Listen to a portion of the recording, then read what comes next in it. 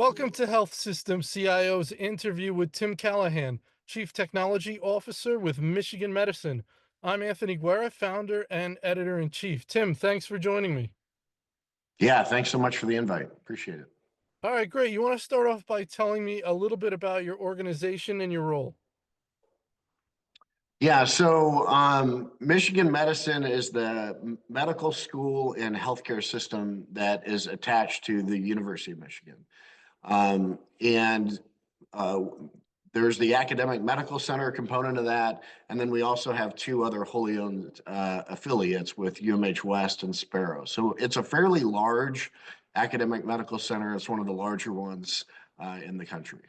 And for my role, I'm the CTO, so I'm responsible for really the technology infrastructure that sits within the Michigan Medicine or the academic medical center portion of that environment, which does cover the medical school. All right, great. That's awesome. Okay, so just as a little background, the reason I reached out to you to chat was you wrote what I found to be a very interesting LinkedIn post, and those are needle in a haystack, interesting LinkedIn posts, but they do pop up, so I keep an eye on them, and yours was quite interesting. I'll just cover it a little bit, and then we'll go from there. So you mentioned that you had a chance to engage with some top CIOs and CTOs. You cited rising VMware and Citrix costs, um, transitioning Epic and imaging to the cloud. A lot of people looking to do that. And you likened data centers to old vehicles in a sense, and you say the traditional on-premise data center, our trusted companions for the past 20 to 30 years, are showing signs of aging. The technologies fueling these centers, such as VMware, Citrix, and Horizon, are becoming outdated with escalating licensing costs and dwindling R&D investments by acquiring VC firms. So a lot of dynamics there that are sort of changing what's going on. And then you talk about the promise of cloud, and you say at a comparable cost to legacy systems. So you don't say cost savings, which is definitely what I'm hearing, that there may not be a cost savings or a significant cost savings, but there are other advantages. So lots of stuff to discuss there. I'll let you just sort of talk and tell me the impetus for this post, and then some of your larger thoughts around the trends and dynamics that you were echoing here. Yeah, so before my time at Michigan Medicine, I was the CTO of Dell VirtuStream's healthcare cloud. So I've probably been moving organizations or healthcare organizations to the cloud for the last 10 years. So I have a little bit of a bias in terms of I really believe in the benefits of cloud. But that being said, one of the things that I noticed when I was at this conference about 5, 6 weeks ago is, again, these are some of the top CIOs and CTOs across the country. And there was the common complaint that we heard in terms of how do we get off Citrix? The Citrix costs are doubling, every time we do a license renewal. But now there's a new game in town that kind of has the same dynamic with VMware being bought and sold, and the licensing fee increases that we're starting to see materialize with those license renewals.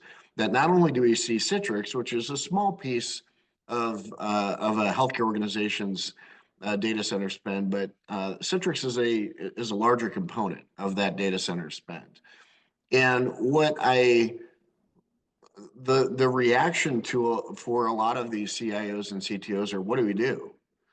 And I use the analogy of the old car because I've been in this game for 30 years at this point.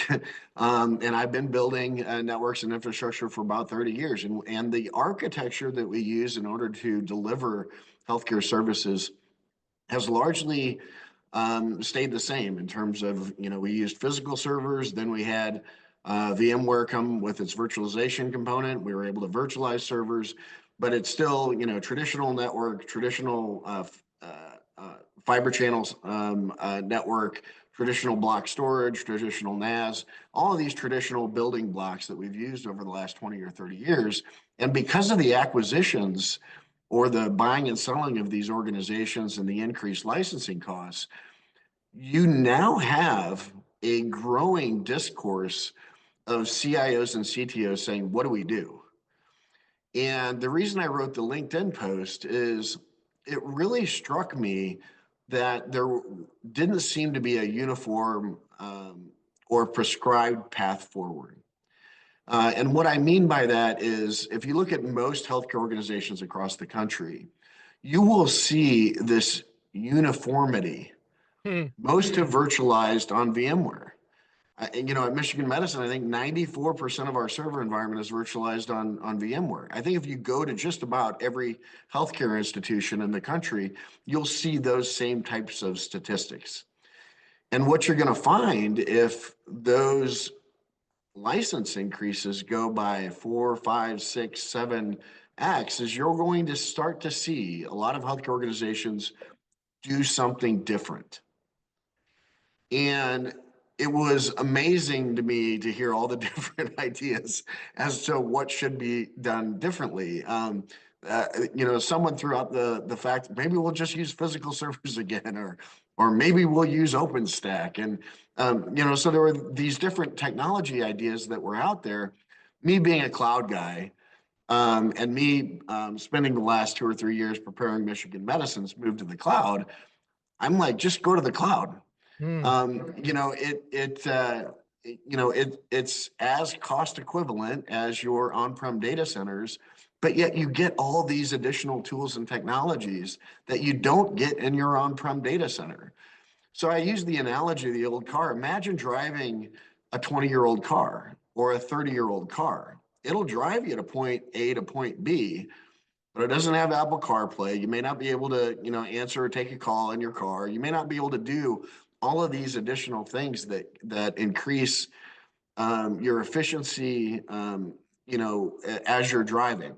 So your ease of use, using GPS and things of that nature. So I use the analogy only because I'm starting to think that the traditional data center as we know it is going to go through this metamorphosis, and you're going to see CIOs and CTOs who really want to stay on-prem do some really weird and unusual things in order to accomplish that goal.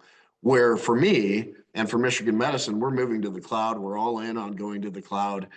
And when we've done we spent about a year doing a very detailed total cost of ownership and an ROI in terms of what it would cost to move Epic to the cloud, what it would cost to move Sector to the cloud, what it would cost to move all of our general purpose workloads to the cloud. And we didn't see a cost increase. We expect that we'll get some savings out of that, whether it's soft savings and maybe a little bit of hard savings, but it's nearly cost equivalent when you look at that, as we looked at it with Michigan Medicine. So as I reflected on with all of the different ideas being thrown around, some of them very interesting, but my thought was, why don't you just go to the cloud? It's the newer platform. It's the next generation platform. It might make sense to just embrace the fact that next generation platform is out there and will enable your organization to take advantage of everything that's in the cloud. So if you're sitting there and it's obvious to you that this is a great alternative to what's going on, and we'll drill more into that in a minute, but what's your explanation? What's your guess for why the other folks in the room don't have the same conclusion you have that, hey, like it's an obvious path forward? Why are you sitting there with that? And they're like, no, we don't think so. Yeah, I mean, it's anytime you do something new, there's going to be a certain amount of trepidation to it. And for me, I've been moving healthcare organizations to the cloud for 10 years. Mm-hmm. So for me, it's like riding a bike. Like, why wouldn't you Mm-hmm. do this? Mm-hmm. But for a lot of organizations that are still on-prem and haven't moved much to the cloud, there's no set map or roadmap in terms of how to do that effectively. And I think, within the next, 12 to 18 months, we're going to carve that path or document that path at Michigan Medicine. And I think a lot of healthcare organizations could benefit from. But we had to spend a lot of time, at Michigan Medicine, making sure that our landing zones were appropriate, making sure that our wide area network out to the cloud was appropriate, robust, and resilient. All of the foundational things that you would do that weren't in place when I arrived. So it's not second nature to a lot of people. Mm-hmm. What's second nature to a lot of people is continuing to run within the data centers they've ran it in the last 20 or 30 years. So I think the trepidation is, can you actually move things to the cloud, and will it run as good as it did in my on-prem environment? And for the last 10 years, I've been moving Epic to the cloud. It runs better. Mm. But there's trepidation. You have to have a leap of faith, if you will, when you actually make that move, that it is going to result in better performance and better uptime and easier upkeep. So I think that's where the trepidation was coming from. Is there a lack of consulting expertise in this area? Because I would think anytime there's not a clear roadmap, there's going to be a whole bunch of consulting firms saying, we have a clear roadmap, don't worry about it. So do you see there's a lack of expertise there? There is. Oh, So in addition to being the CTO at Michigan Medicine, I'm also the CEO of EHC Consulting. And we stood that business up about 2 years ago to address that very gap. People don't know how to move Epic to the public cloud.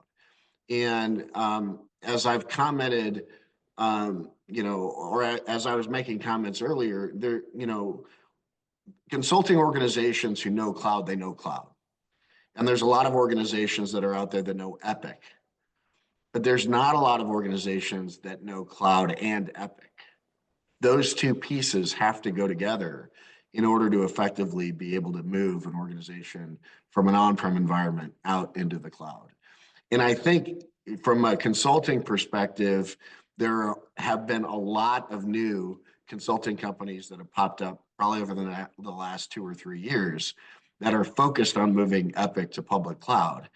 It's somewhat new for them to be able to, these are new methods, these are new methodologies, these are new processing and procedures for them to help and assist healthcare organizations move to the cloud.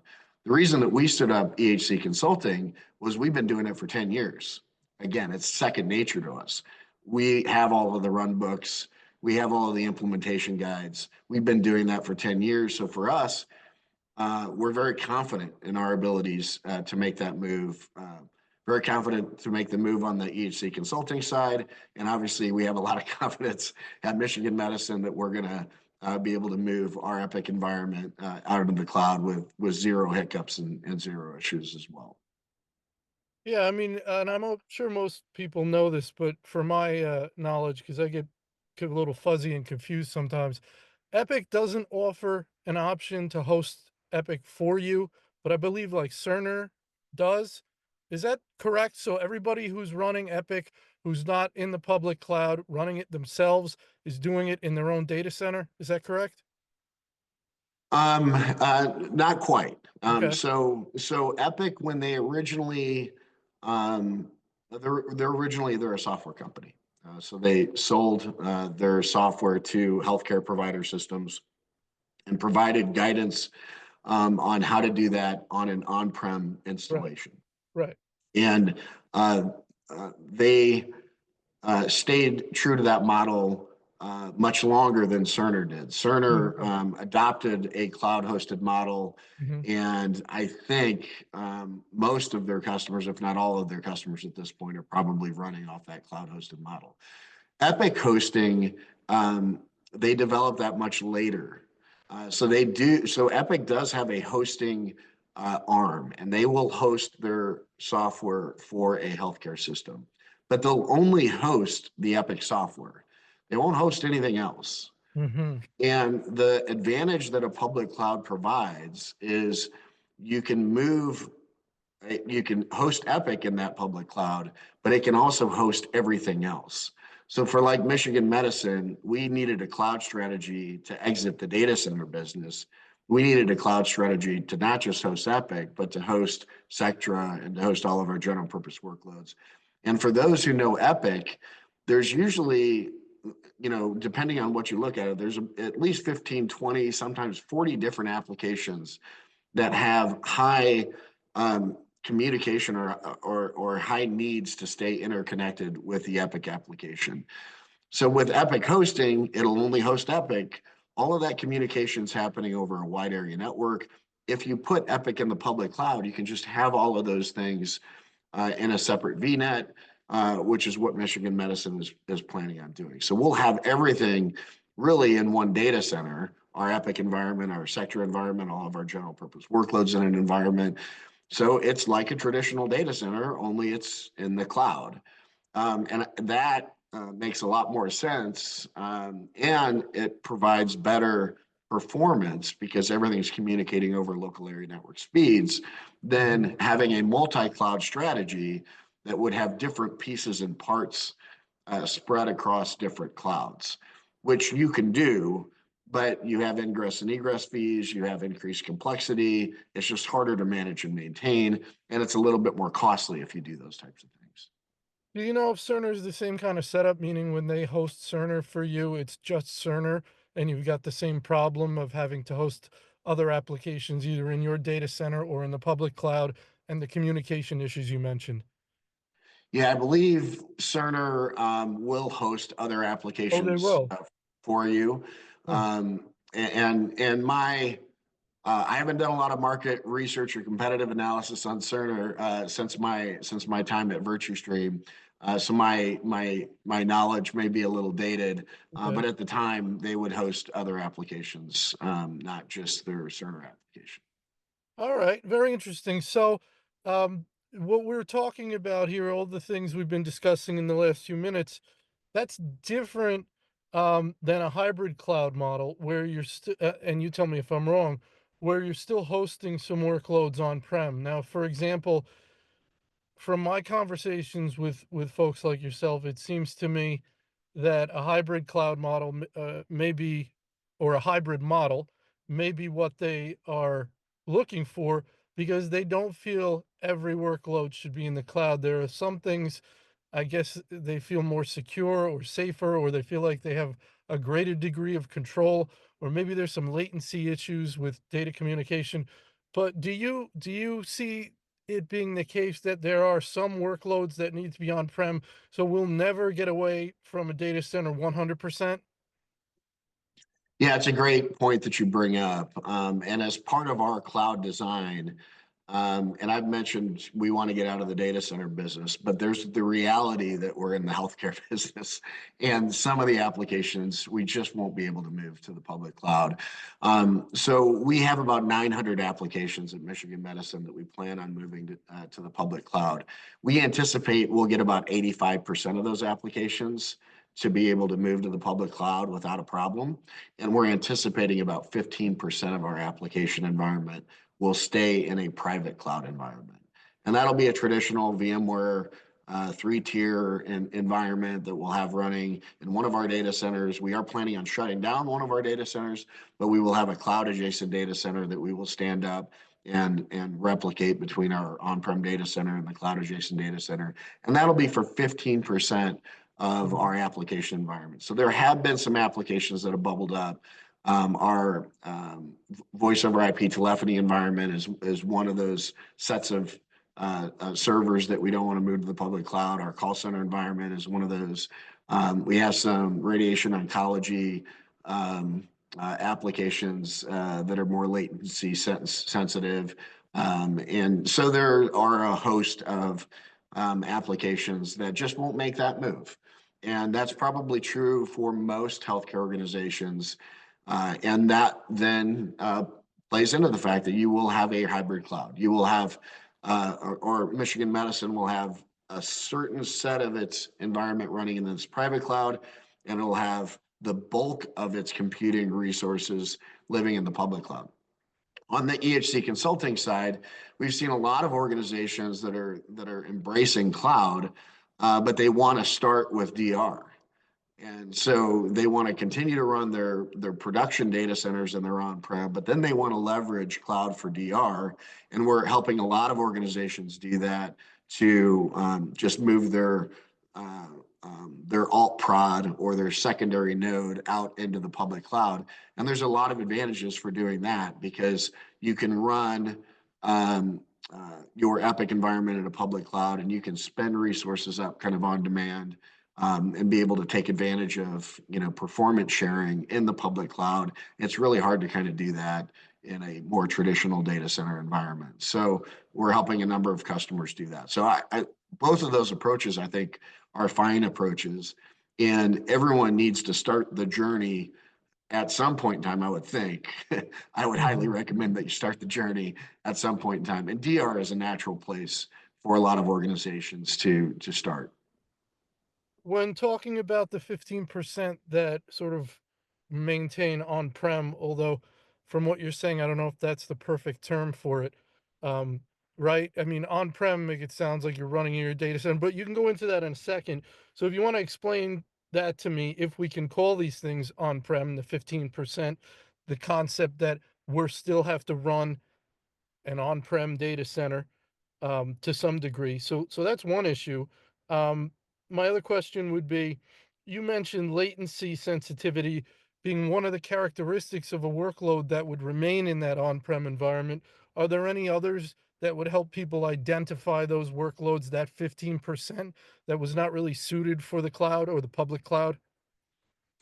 Yeah, again, healthcare being very risk averse, we want to Yeah. make sure that in this move, that we don't disrupt our end users and we don't disrupt the clinicians. So as we move things to the public cloud, we will make that move, and it's our goal that the end users and the clinicians won't even notice that we've Right. moved it.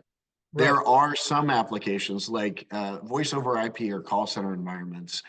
Those require network traffic shaping called quality of service. And it's hard to extend quality of service out into a public cloud and have that public cloud follow those QoS tags. You can do it, but it's overly complex. And since we have a really nice data center within Hmm. our on-prem environment, let's just use the on-prem data center to host our telephony environment and our call center environment because it makes sense to do that. We Hmm. also have some radiation oncology that run on more legacy platforms, AIX, that have some sensitivity to latency.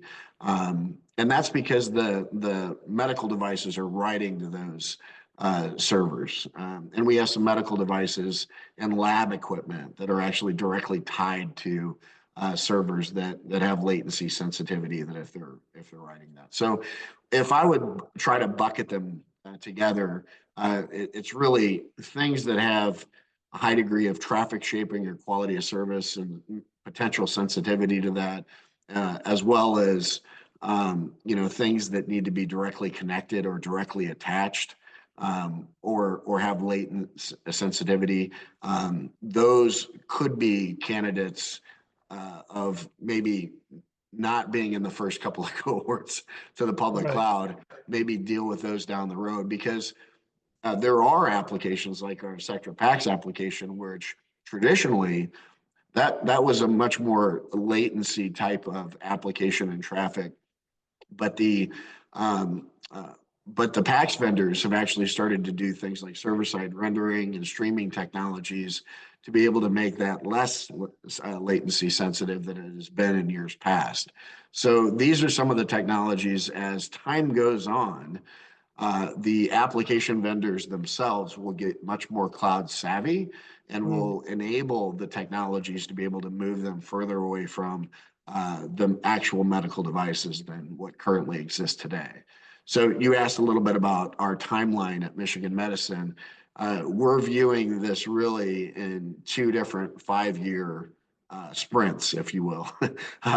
These are long sprints, but the first 5-year sprint is really, we have a lift and shift methodology to where we plan on lifting a lot of our servers environment, mirroring those servers environment to public cloud and cutting over into the public cloud. We'll right size everything, and it's really important to right size everything once we get to the public cloud.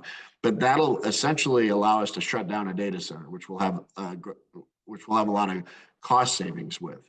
But over time, as a general application lifecycle will take place, we will start asking our vendors, do you have a cloud native application that we can deploy that'll run better in the public cloud and maybe be more cost effective in the public cloud?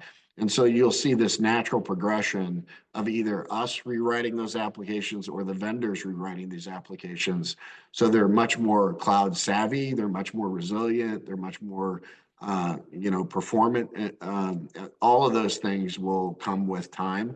And that's why we'll view that second 5-year sprint of really re-looking at that 15% that sits on-prem and saying, can we begin to move things out on the public cloud? I use the example of the telephony environment. In the next 5 years, it's very likely those products and solutions will be cloud hosted for our telephony environment and our call center environment. So those will likely go to the cloud within the next 5 years. The radiation oncology and things of that nature, we'll have to see whether we're able to move those. But that's why we're viewing these in kind of 2 5-year sprints, 2 5-year buckets. The second 5-year one will really look at the remaining footprint in the data center and a reevaluation of what can we move and what's right and appropriate and when do we do that and how do we do that. I mean, it's really fascinating to me that you need to have a real strategy around this. I'm thinking when we talk about a vendor product, you've got three, and you tell me probably more options for hosting, right? You can host it in your on-prem data center, you could host it in the public cloud, or perhaps the vendor would host it for you, for example, Cerner, as we talked about. So you may have all three options when looking at any particular product. You mentioned the issues of those applications that you use having to communicate with each other, and that being part of your strategy, that you usually want them in the same place because things are going to be easier, faster if they're communicating from the same place on the same cloud. When we talk about the public cloud, we've got three different major players, right? We've got AWS, we've got Google, we've got Azure. We could have a one public cloud model, meaning we embrace one of those for our public cloud needs. I suppose you could have a multi-public cloud model where you say we embrace more than one of those for our public cloud needs.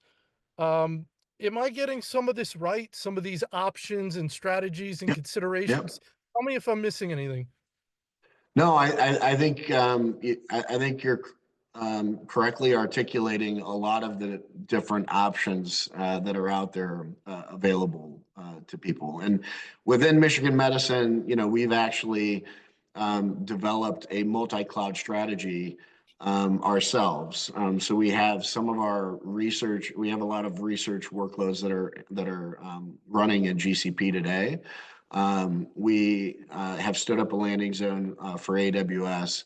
And in our RFP process, we selected our preferred cloud provider, which was Azure, which was Microsoft. And there was a lot of reasons why we selected the Microsoft platform. Again, our imaging vendor fully supported Azure as well as Epic. So both of those were really important considerations for us. Having good tools for AI and generative AI were really important for us. Some of the data fabric components, Epic is planning on moving some of their analytics components to Nebula, which is running on Azure.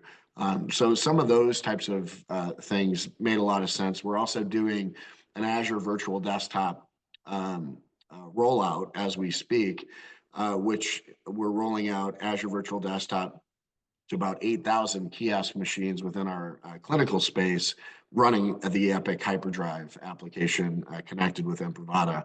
And we're seeing a lot of time savings and efficiencies of using that as opposed to a more traditional laptop and PC. So there's lots of reasons why you would want to use, different clouds. The different clouds, Mhm.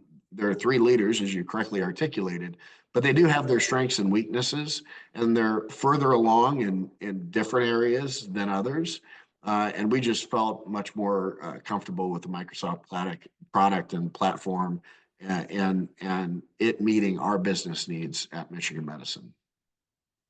So, am I understanding correctly that sometimes the application will determine the best cloud location? So you may have Epic say, "We play the best. Our product, if you're going to go in the public cloud, it works best on cloud B or cloud C or cloud A." So that might direct where you go in the public cloud. And if that's the case, I would ask you, let's say, we say that two of the bigger suites you're going to have in a health system would be your EMR and then your ERP, something like that, like a workday. So if Epic said we work best in cloud A and Workday said we work best in cloud B, you may wind up with does that direct you and does that inform your strategy sometimes? It did for Michigan Medicine. We knew that Epic is an important application and represents about 25% of our data center footprint. Hmm. Epic provides a cloud specification guide for Microsoft and also for AWS. And GCP is in that game as well, but they don't have as many customers as the other two. So from an Epic perspective, AWS and Azure strong contenders. From our imaging vendor Sectra, and they basically, informed us that we could pick any cloud that we wanted as long as Hmm. it was Azure. So, so that directed, we knew where that application was going to go, and that represented about 25% of our data center footprint. So that weighed into the decision, and some of the things that Epic was doing with their analytics and also their end user computing strategy weighed into our decision, as well as some of the licensing considerations that we had. We're an academic medical center. Microsoft has been very kind to their academic customers in terms of licensing and the cost of those licensing. And there would have been an additional cost of running those licenses in an alternate cloud. So that certainly weighed in. So when we added it all up, we were very confident in the decision we made. It sounds to me from what you're saying that to reject a vendor's advice and to pick a public cloud, for example, where they say, "Hey, we think you should go to cloud A, and you know what? I really like cloud B." And they go, "Well, we can't help you if you're going to do that. You're on your own." Would that be the kind of thing like you're figuring this out on the fly with no map? Certainly, the customers have the ability to do that. I rewind the clock 10 years when we created VirtuStream, which was, owned by EMC. We thought we'd host Epic in our private cloud, and Epic told us no, they wouldn't support it. Our customers did. We had some very visionary customers with Franciscan Health and James Klutz with Dovant, that knew that EMC had the skills and expertise to deliver on that. And once we proved it, then Epic got behind us because they saw that we did a really good job for their customers.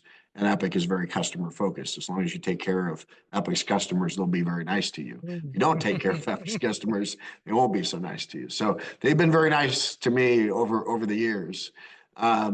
But when you go against a vendor's recommendation, you are going out on your own, and you got to Mhm. make sure that you're well protected. That either a Microsoft is going to say, "Hey, I've got your back," or Right. someone says, "Hey, I got your back." But you need to make sure that you're not going alone without a strategy, without a partner, without.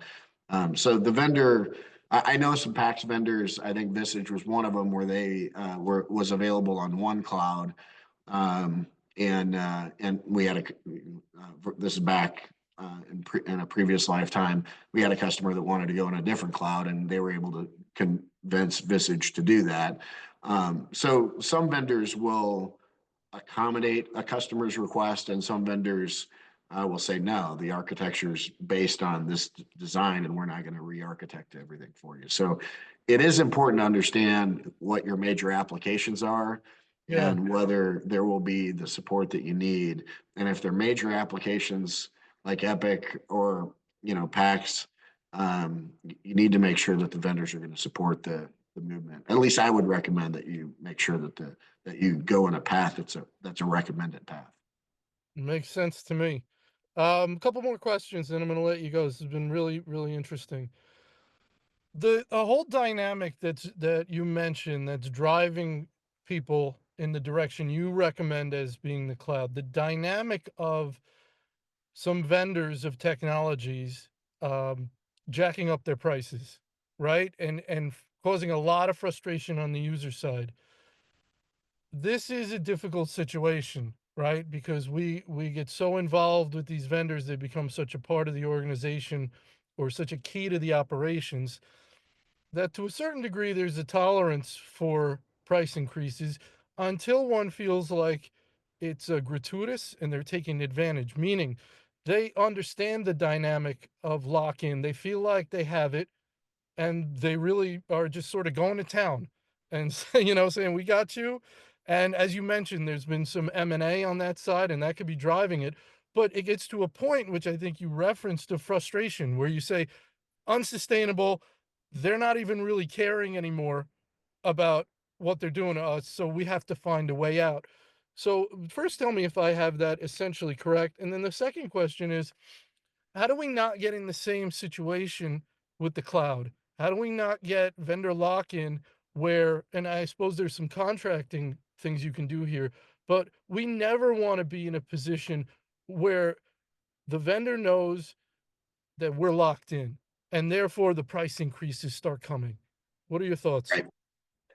Yeah, no, I think I think it's important to highlight that. And I go back to my management consulting days, and my boss's boss at the time used to always tell us that you could shear a sheep, once a month, but you could only have dinner once.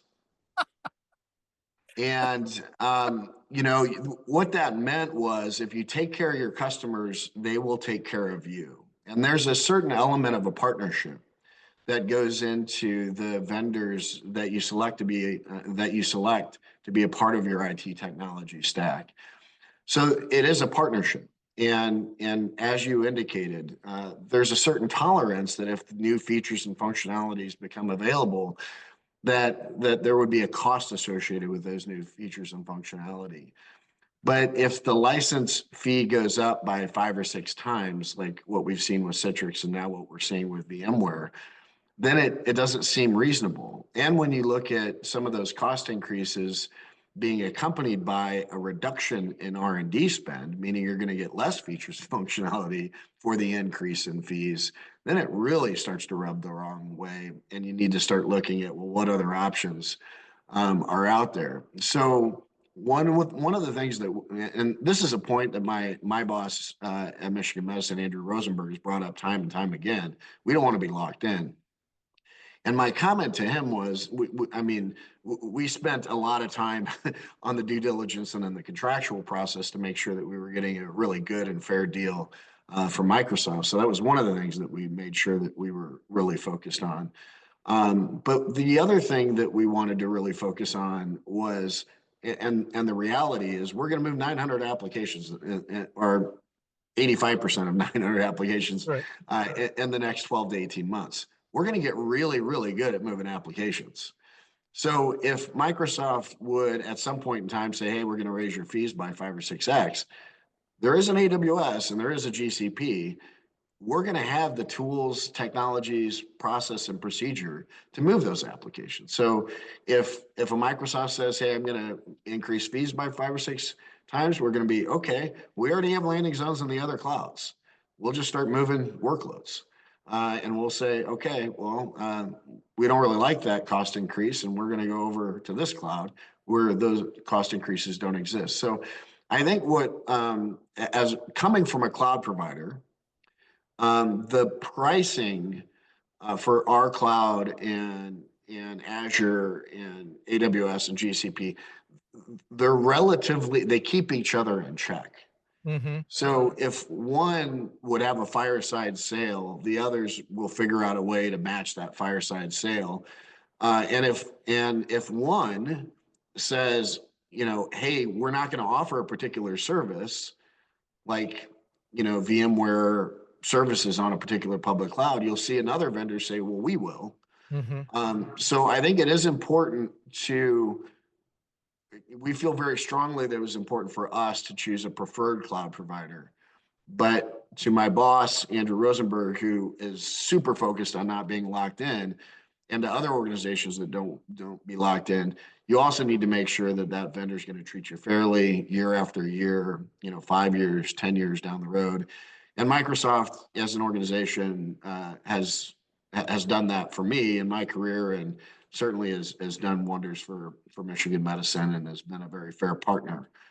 So we've got great confidence again in that discussion, but we also will have the tools and technologies that if that day comes to where they're not a super great partner, we'll move. So keep that muscle memory, right, of moving those applications, Exactly. yeah. Brilliant stuff. All right, final question. I'm gonna let you go. This has been really enjoyable, and I think it's gonna help people a lot. So I don't know. I like to give people scenarios for the final thought. So I'm a CTO at a comparably sized health system.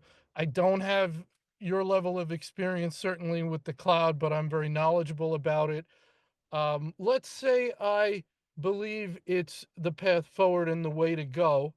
But let's say, and you tell me if I'm wrong, people may be encountering some pushback here, I would guess. If I'm trying to have conversations to recommend this direction, to move this direction, what might some of the common pushbacks be, and what would be your advice on how I can work through those roadblocks, educate people, and sort of get the organization really moving in this direction? Yes, I always recommend, kind of starting with an assessment to wrap your arms around what exactly you have. Yeah. And as part of that assessment, having a financial component to where you understand it from a TCO or ROI perspective, what your spend is and what a relevant spend or what an equivalent spend would be in the cloud. I think there's a lot, we did that at Michigan Medicine. So we took about 12 months to really do a detailed inventory, did a couple of scans of our environment, did a very detailed TCO and ROI. That allowed us to go to the board with a great deal of confidence in terms of here's all the value that you'll get in moving to the cloud. Here's all the benefits, and it's not going to cost you anything more. Hmm. And that was a message that resonated with our board. You get more stuff, more features, more functionality. It's not going to cost you anything more. So, for other organizations that are trying to gain momentum or gain buy-in, I would start with that assessment process. It's worthwhile anyway to bring in a third party or an outside party to come in and say, hey, look at my environment and let me know what it would take to move to the cloud and whether there'd be cost savings associated or not. It would arm you, and it would also begin to chart a path toward what that journey would look like. So I think for a lot of organizations, that's a good place to start if you kind of want to just start from scratch. You have a lot of other organizations.